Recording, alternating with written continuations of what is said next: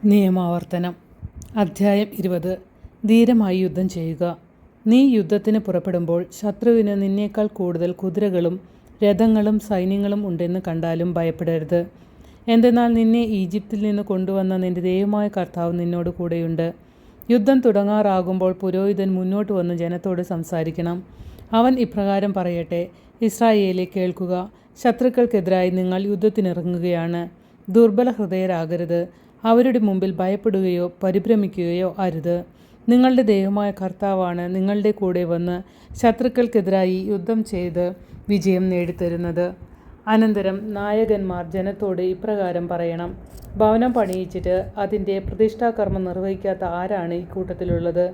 താൻ യുദ്ധത്തിൽ മരിക്കുകയും മറ്റൊരാൾ അതിൻ്റെ പ്രതിഷ്ഠാകർമ്മം നിർവഹിക്കുകയും ചെയ്യാൻ ഇടയാകാതിരിക്കേണ്ടതിന് അവൻ വീട്ടിലേക്ക് മടങ്ങിപ്പോകട്ടെ.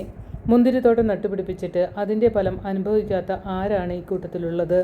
താൻ യുദ്ധത്തിൽ മരിക്കുകയും മറ്റൊരാൾ അതിൻ്റെ ഫലം അനുഭവിക്കുകയും ചെയ്യാൻ ഇടയാകാതിരിക്കേണ്ടതിന് അവൻ വീട്ടിലേക്ക് മടങ്ങിപ്പോകട്ടെ. സ്ത്രീയോട് വിവാഹ വാഗ്ദാനം നടത്തുകയും എന്നാൽ അവളെ സ്വീകരിക്കാതിരിക്കുകയും ചെയ്ത ആരാണ് ഈ കൂട്ടത്തിലുള്ളത്? താൻ യുദ്ധത്തിൽ മരിക്കുകയും മറ്റൊരാൾ അവളെ സ്വീകരിക്കുകയും ചെയ്യാതിരിക്കേണ്ടതിന് അവൻ വീട്ടിലേക്ക് മടങ്ങിപ്പോകട്ടെ. നായകന്മാർ തുടർന്ന് പറയണം: ദുർബല ഹൃദയനും ഭീരുവുമായ ആരാണ് ഈ കൂട്ടത്തിലുള്ളത്? അവൻ്റെ സഹോദരന്മാരും അവനെപ്പോലെ ചഞ്ചല ചിത്തരാകാതിരിക്കേണ്ടതിന് അവൻ വീട്ടിലേക്ക് മടങ്ങിപ്പോകട്ടെ. നായകന്മാർ ജനത്തോട് സംസാരിച്ചു കഴിയുമ്പോൾ ജനത്തെ നയിക്കുന്നതിനായി പടത്തലവന്മാരെ നിയമിക്കണം. യുദ്ധത്തിനായി നിങ്ങൾ ഒരു നഗരത്തെ സമീപിക്കുമ്പോൾ സമാധാന സന്ധിക്കുള്ള അവസരം നൽകണം. അവർ സമാധാന സന്ധിക്ക് തയ്യാറാവുകയും കവാടങ്ങൾ തുറന്നു തരികയും ചെയ്താൽ നഗരവാസികൾ അടിമകളായി നിന്നെ സേവിക്കട്ടെ.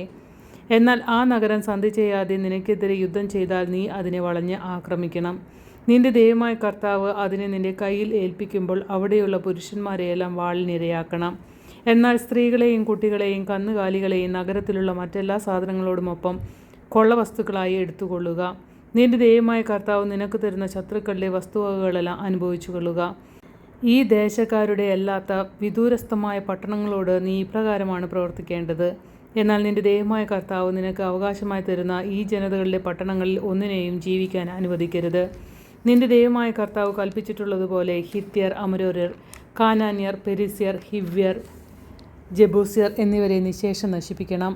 അവർ തങ്ങളുടെ ദേവന്മാരുടെ മുമ്പിൽ ചെയ്യുന്ന മ്ലേച്ഛതകൾ നിങ്ങളെ പഠിപ്പിക്കാതിരിക്കാനും അങ്ങനെ നിങ്ങളുടെ ദൈവമായ കർത്താവിനെതിരായി നിങ്ങൾ പാപം ചെയ്യാതിരിക്കാനുമാണ് ഇപ്രകാരം നിർദ്ദേശിച്ചിട്ടുള്ളത്.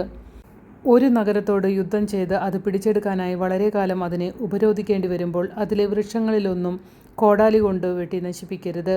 അവയുടെ ഫലങ്ങൾ നിങ്ങൾക്ക് ഭക്ഷിക്കാം, എന്നാൽ അവ വെട്ടിക്കളയരുത്. വയലിലെ മരങ്ങളെ ഉപരോധിക്കാൻ അവ മനുഷ്യരാണോ? ഭക്ഷണത്തിന് ഉപകരിക്കാത്ത വൃക്ഷങ്ങൾ മാത്രം നശിപ്പിക്കുകയോ അവ വെട്ടി ആ നഗരങ്ങളോട് യുദ്ധം ചെയ്യാൻ ഉപകരണങ്ങൾ ഉണ്ടാക്കുകയോ ചെയ്തുകൊള്ളുക.